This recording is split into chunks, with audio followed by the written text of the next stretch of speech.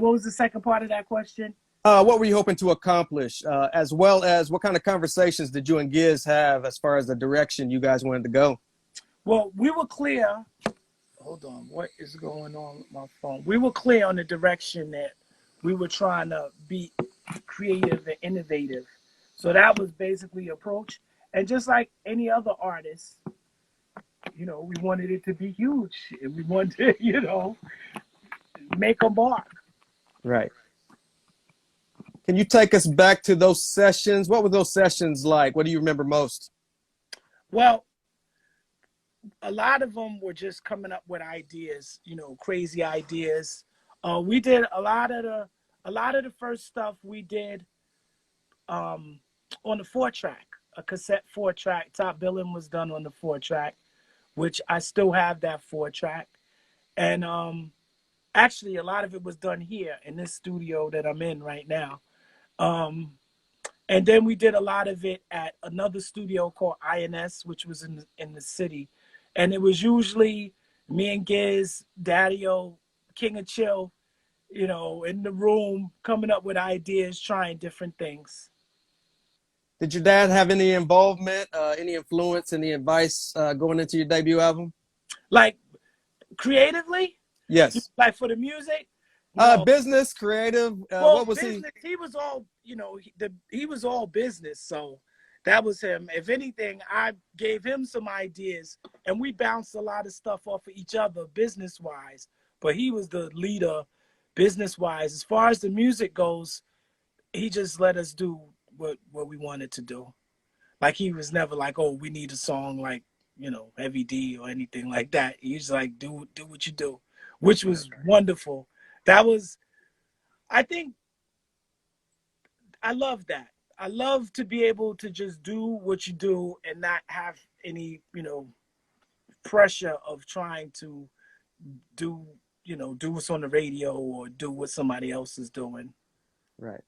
When that album dropped, what more can I say? What kind of reaction did you get in the feedback coming back to you guys? We got a lot of great feedback. The people that got it, and the people that didn't get it didn't like it. But like I said, we y'all are still talking about hickeys. So, but it's fun. The funny thing is, years later, over the years, I've gotten more feedback, you know, from a lot of people like Eminem that really tell me how influential the album was and really appreciated the uniqueness of it, you know, over the years. But I think that the people that got it. Then some people, it wasn't for them, like any album. Right. Overall, were you pleased with your first project? Absolutely. I'm pleased with my whole career. Everything. Absolutely, as you should be. Mm-hmm. During this time, I'm sure you were linking up with a lot of heavy hitters in the industry. Can you take us back to your favorite tour lineup and the tour memory based off your debut album? Well, I could say that we did 1 million shows with Boogie Down, with KRS-One. We did 1 million shows with everybody from the Juice Crew, Kane, Biz. I went to Biz's funeral on Monday, and last Monday, and I was telling my wife that there was this one night, I'll never forget it, right? When we had a show, when Top Billing first started taking off, and we had 2 shows that night. The first show was at a school in Harlem, and when we got to the school, it was me, Giz, my pops, and Big V. And when we got there, it was like 1 million people outside, right? And they was just wilding out, grabbing on us and everything. And my father was like, yo, we're going to have to get more security. Like, and that was the night when I was like, wow, this song is really working. So the first show was at that school in Harlem. And the second show was at a rec center in the Bronx with Biz Markie and Big Daddy Kane. So that was basically the first night that I realized Top Billing was taking off, I did a show with Biz and Kane, and went on to do, I want to say, thousands of shows with them. And like I said, Boogie Down.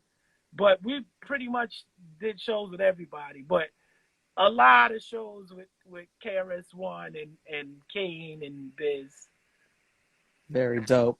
Like I said, the first Priority Music family released Basement Flavor. Was that before your debut album or after your debut? After. Okay. Our first album, What More Can I Say, and Lyte's first album, Light as a Rock. And then we did Basement Flavor in between. Basement Flavor, what's up, Ricky? Basement Flavor is so funny, was an album. We were coming from a show one night, and my father was like, we should do like a album with everybody. And we did that album over the weekend. We started on Thursday, and we were finished by Monday. So we just did it, like, stayed up for the whole weekend and did it. Take us back to some of your best memories. Sounded like a fun time. What was the chemistry like between you guys? It's like a family thing. Like it never felt like we were, trying to create hits. We were just doing what we felt, doing the best that we can, and having fun. That was the vibe always, just having fun. And we were always trying to come up with something new and different. Right. You also mentioned MC Lyte's debut album. What kind of involvement did you have with that project? Same thing. We did a lot of it here. We'd sit around and come up with ideas and music.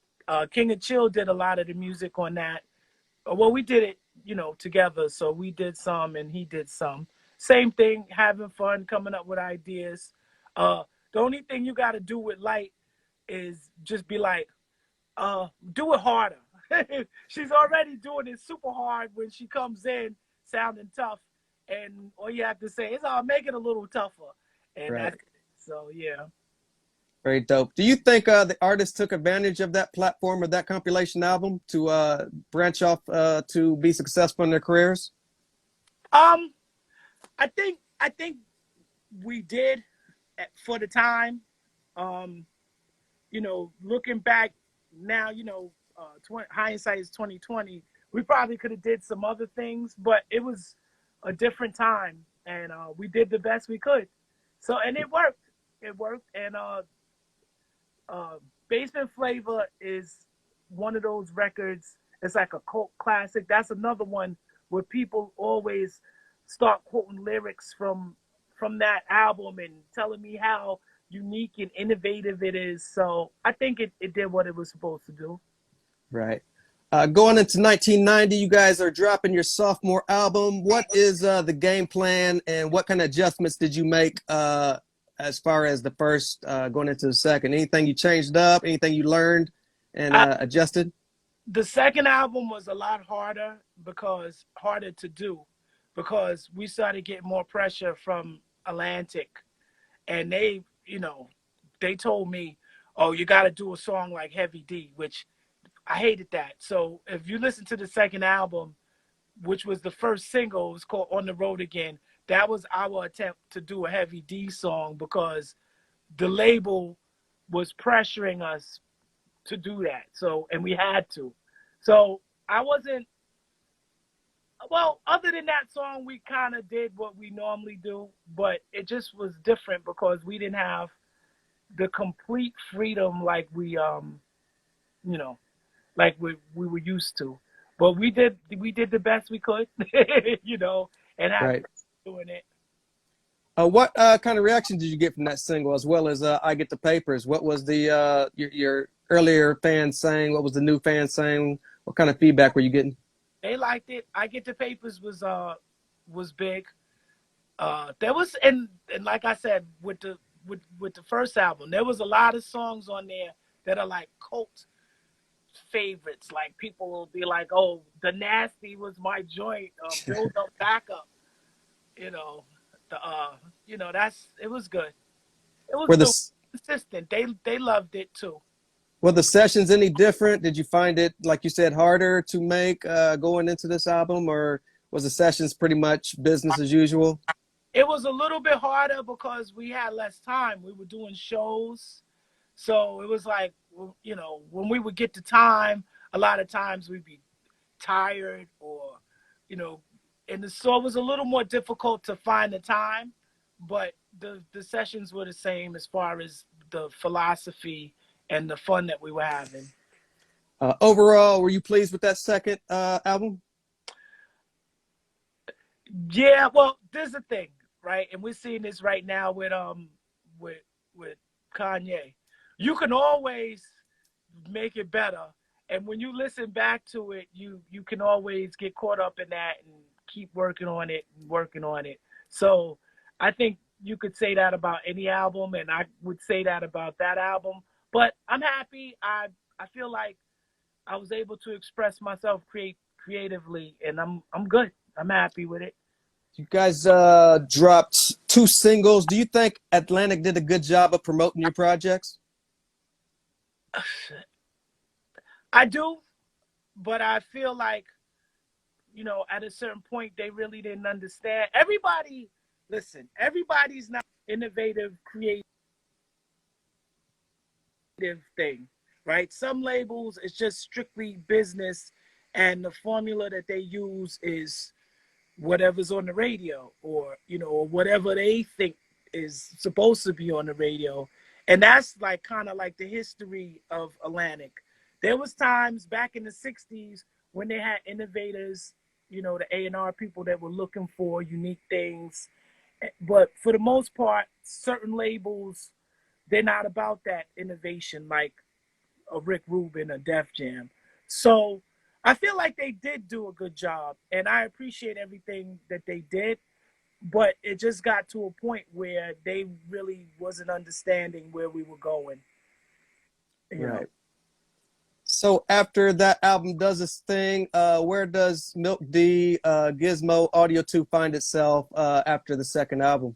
After the second album, that's when I went solo, and I went to American Records with Rick Rubin, who I was always a fan of. Had a lot of respect for him because he was an innovator and is an innovator and isn't scared to do new, different stuff. Right. How did you end up over at American Records and your relationship with Rick Rubin earlier on? So I actually, it's a funny story. I told my father that that I wanted to be on Def American. It was when they first started the label, it was called Def American, and he reached out to Rick, and Rick called. Actually, we both reached out to Rick, and Rick called me back, and a few hours later, and I told him, I was like, "Yo, I want to be on your label," and he was like, "Yo, I would love to have you on my label." I said, "Okay, talk to my pops," and they worked it out. But the funny thing is my A&R guy from Def American, his name is Dan Charnes. So one day Dan told me a story. He said that when he was getting a job at Def American, that Rick took him to Tower Records and told him to go inside and buy two CDs. And he was going to go inside and buy 2 CDs, and then they would come back and sit in the car and listen to them. And he said that when Rick came back, the 2 CDs that he had was Audio 2 and Mix-a-Lot. And he told Dan that he wanted both of those acts on his label. So the crazy thing is I wanted to be on the label. He wanted me on the label. And my father always says, damn, I wish I would have knew that. I would have got more money. I would have known that that's what it was. Right. What was that creative process like recording that EP? It was the same. It was like I just was doing my thing. I would send him the stuff. He would say his whole thing was, "Oh, make it crazier," or I want you to yell more. That's what he liked it when I yelled, and he mostly just wanted me to yell and to make it crazier and crazier, which was fine with me because, like I said, I respected his creative process, and I feel like our creative process was similar because I was always trying to do something unique anyway. Right. You got to work with the legendary Beastie Boys on Spam. Take us back to your relationship with them and how they got to jump on that track with you.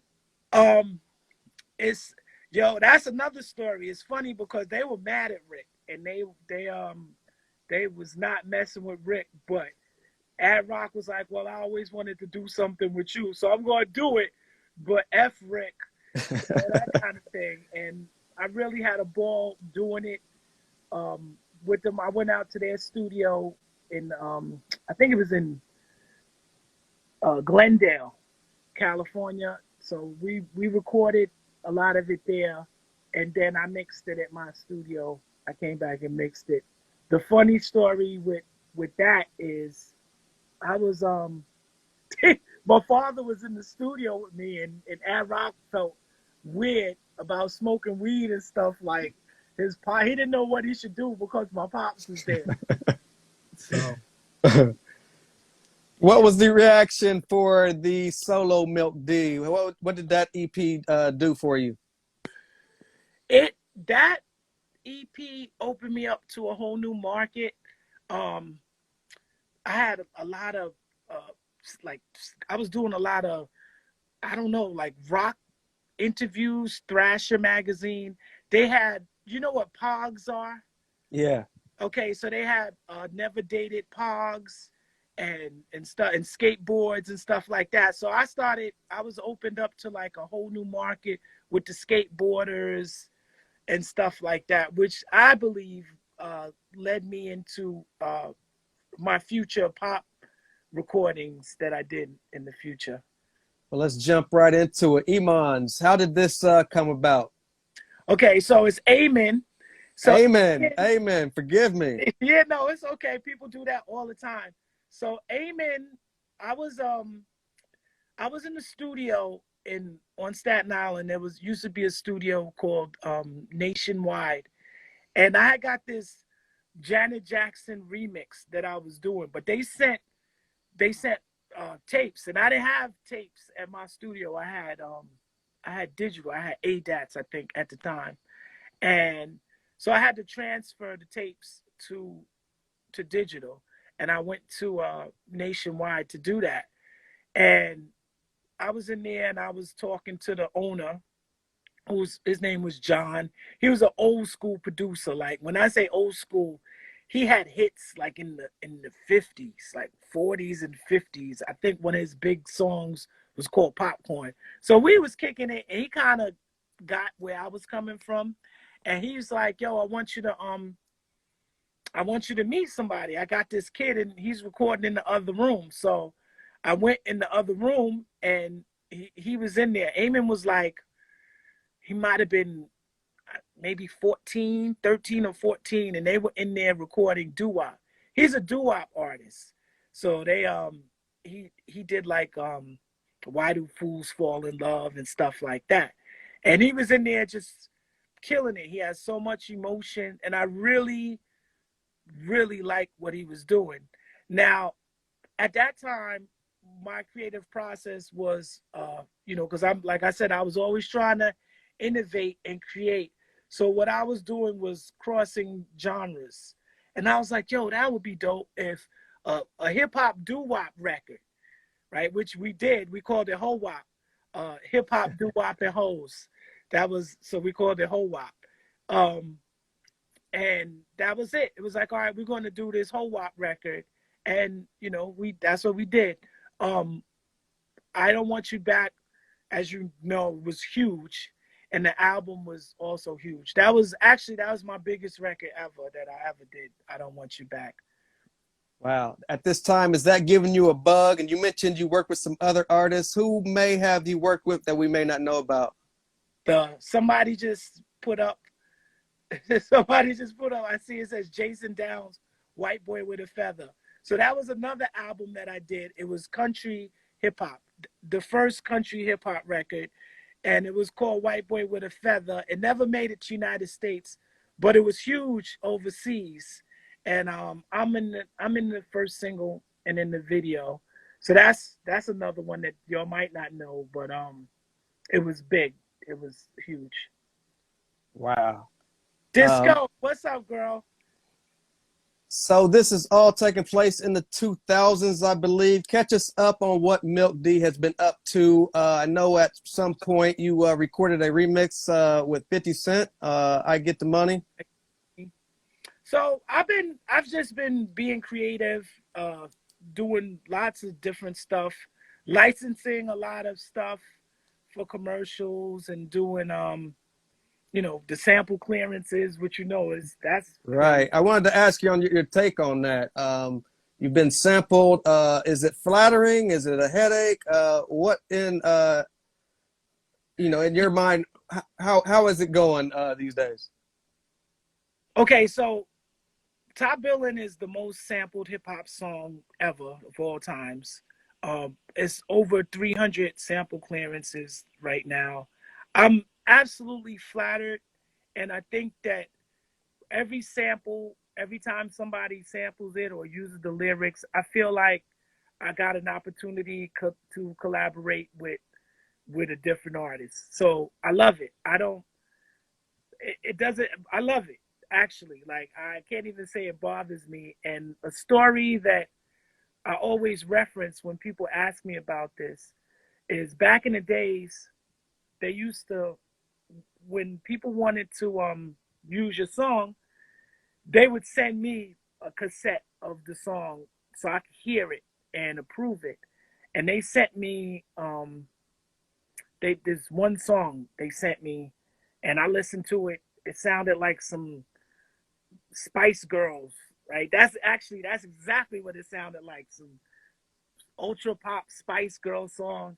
And I was like, oh, that shit is corny or whatever. And I told my father that I didn't want to, like, don't clear it, don't let him use it. And my pops was like, why not? He was like, why not? He's like, if you're worried about your fans are never gonna hear this song anyway. And basically, he was like, yo, get the money. So I was like, all right, clear it. And they cleared it. The song came out, sold 5 million copies, right? Which I get a percentage of. And at that point, I was like, you know what? Don't even send me the songs. I don't need to hear them. Just clear them. If they want to use them, just clear it. Make the deal and clear it. And so now I don't even listen to them anymore, even though sometimes they still send it to me. What's up, Kirk? The they so I just got uh, French Montana, a joint by French Montana last week. So that'll be he said, but he didn't sample Top Billin'. He sampled Put It to Music from the first album. Mm, That'll be coming out soon. that's very dope. After all these years, getting your flowers through sampling. At what point did you start to relaunch First Priority Music? We just started about a year ago. We have some new artists that we're putting out. Airy No Breaks. He's really our first artist that we're working on right now, and we're slowly getting back into the swing of it. Right. For everybody who wants to keep up with you, what does Milk D have currently going on right now, and what can we look forward to in the future? All right, so I got a lot of things that I'm not really ready to talk about yet that I'm working on. I've been being real creative during the COVID, besides gaining weight. And actually, Disco, she's on here. I just saw her. I have a couple of songs that I did for her. She's a female rapper. Y'all could check her out. Her name is Disco. Um, and just working on some new stuff. Y'all will hear about it real soon. The just being creative. I know my man Grass Kaz is dead set on you answering some questions about First Dead Indian. Any information you have on him? On First Dead Indian was the name of our third album that was unreleased. Only the true Audio 2 fans know about that, so thank you. We are we will be releasing that really soon. You said stream the second album. Right now, if you go online, you could hear there's a song called Jeep Voice with me and Lyte. That's from First Dead Indian, but It's oh, thank you. What's up, Siobhan? Love you too. um, yes, I'm sorry. So Are you good? that's one of the ones that you can hear now is Jeep Voice with me and Light. It's online. Very dope. Throughout the years, what does Milk D consider his greatest accomplishment musically? Well, I mean, what I consider my greatest accomplishment isn't my greatest accomplishment. My greatest accomplishment is top billing. I think that every artist has a different path, and I feel like top billing is a song that helped me make a mark in this culture. So I'm proud of that, and that's my greatest accomplishment. But there's a lot of things that I love that I did, and I think what that is I think my greatest accomplishment really is just being able to be myself and be creative all of these years. So that's my greatest accomplishment, taking care of my kids. you know. Right. You've got one of the most unique voices in hip hop history. Do you think Milk D gets the credit he deserves? Um, I think that we would all like to get more credit, but I'm happy. I'm happy with my life. I'm happy with the way things are. Um, it's my story. Uh, I get a lot of love, and certain people, and when I get love from certain people that I really love, like Eminem, it that makes me feel good. But I'm happy. I wouldn't change a thing. Right. Before we get out of here, of course, we lost the great Biz Markie. Can you give us one of your greatest memories being with the Biz? I have so many Biz stories. The This really hurt. Uh, Biz is he's a really good guy. Um, I spent the last night I spent with him. Me and Biz both got inducted into the Hip Hop Museum in DC on the same night, and that was the last time I saw him. And he was DJing at the Hard Rock Cafe that night after. So I went, and we was just hanging out all night. That was the first night I met his wife. I went on stage with him, and we had a really good time that night. So that was the last time I saw him. But like I said, I have a million. I mean, like literally a million Biz stories. Um, Right. okay, hold on. I got one. I'll give y'all one real quick. The All right. So we were doing a show. I think it was in Buffalo, New York. We were in the limo. It was me and Giz, Biz, Cool V, and TJ Swan. We were in the limo together going to the show. So we're in the limo and we're telling, war stories about girls. I met this girl at wherever, the girl stories, right? So we're in the car telling the stories. So I had a watch. Back then, these watches had just came out. It was a watch where you could put phone numbers in it, right? So I used to keep all my little girls that I met on the road, their numbers in my watch. So we're sitting in the car, and we're telling these stories. I'm telling these stories, so I take off my watch and I start going through the numbers, and I'm like, oh yeah, I met this chick in Ohio, Nikki. I'm these names to protect the innocent. I'm not saying real names, but whatever. This girl in Ohio, Nikki. Yeah, we did whatever. And Swan would be like, she got short hair, blah blah blah.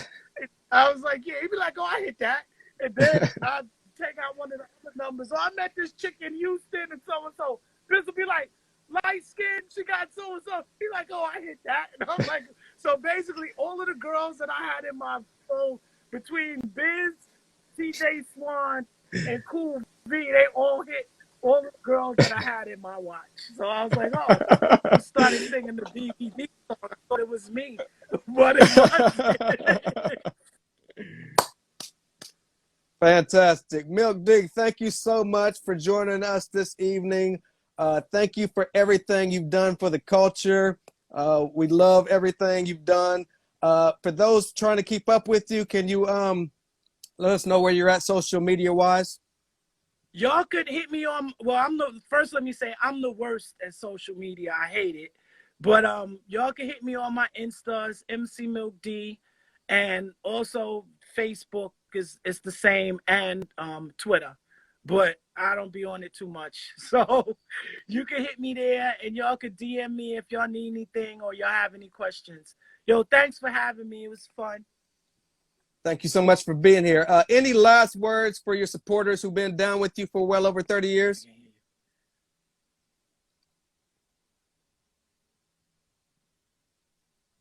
Can you hear me? How many years did you say? Over 30. Froze. Well, I love y'all. And thanks for the support. I can hear you now.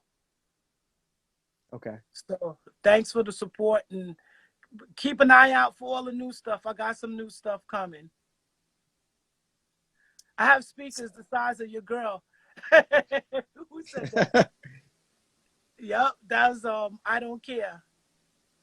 Very dope. Thank you so much for everything. Like I said, let's keep in touch. That's the legendary Milk D from Audio 2. I'm the journalist Sin-seer. This has been episode 156. Thank you so much, Milk D.